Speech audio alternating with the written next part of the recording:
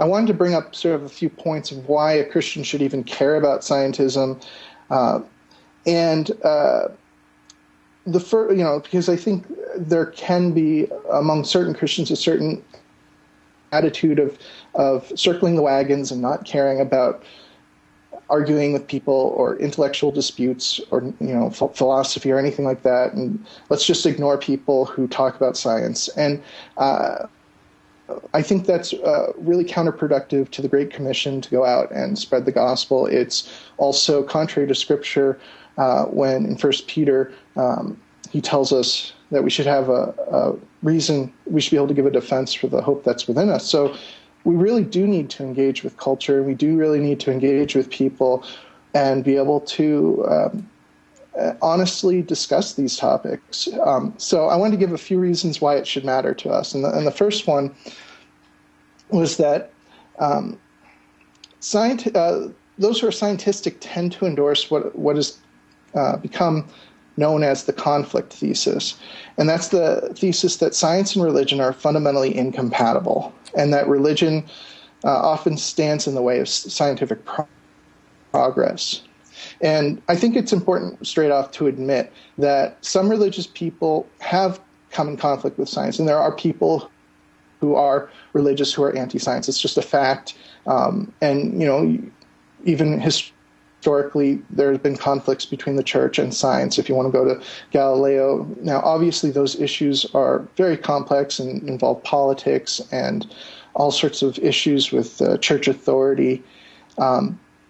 But the reason it's a complex issue is because at the same time, we have to also admit that science emerges from within a Western theistic culture in a Christian culture in which you have the university systems being developed and funded and patronized by the church.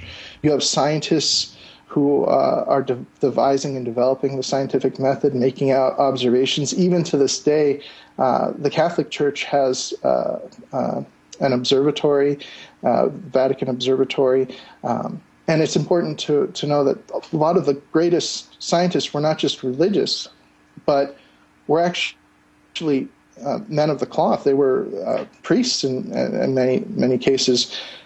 Two outstanding examples would be Georges Lemaitre, who was one of the first to look at Einstein's theory and realize that the implication was a Big Bang, and also Gregor Mendel, who was the great geneticist who really helped Darwinian evolution come up with an explanation for how these changes could occur through genetics. So without Mendel, you really wouldn't have modern neo-Darwinian theory.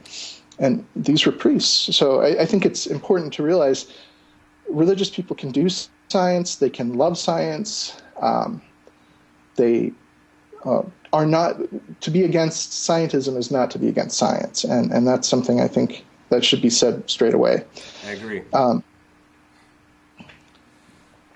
The other issue, the reason why Christians should care, is that by limiting the reasons available to justify belief to just scientific evidence, those who are kind of atheistic in their scientism can sit content merely by virtue of the fact that most of even the scientific arguments for God's existence, like the cosmological argument or the fine-tuning argument, will rely on some steps on philosophical claims about metaphysics, about causality, about the principle of sufficient reason or something like that, or just even logical rules of deduction. And they'll say, well, I want a scientific paper, I want evidence, I want something in Nature or some top journal that says this is evidence for God, and if you can't produce that, there is no evidence for God.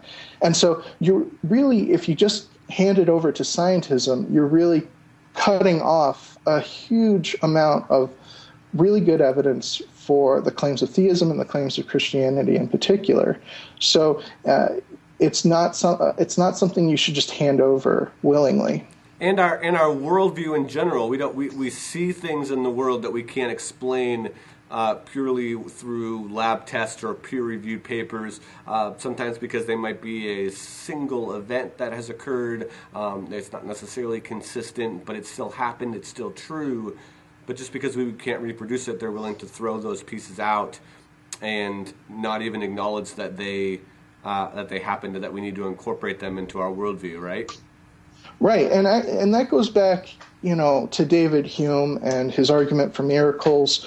And really, scientific people, they have their history in the Enlightenment period, right through the 19th century into the 20th century with the development of logical positivism, and this idea of what is sort of rational to believe in terms of what you're talking about, these sort of singular events of miraculous claims like the resurrection. It's almost an out-of-the-box dismissal. We cannot admit any miracle claims because just about anything would be more likely. And so, it sort of makes it impossible to be open to the gospel if you're coming from a scientific perspective. So, in response to Hume's argument for miracles, that basically miracles can never be believed because they're these singular events that occur, I recommend, I think his name's John Earman's book, Hume's Abject Failure, which discusses his argument against miracles and how it's actually a philosophical failure as an argument.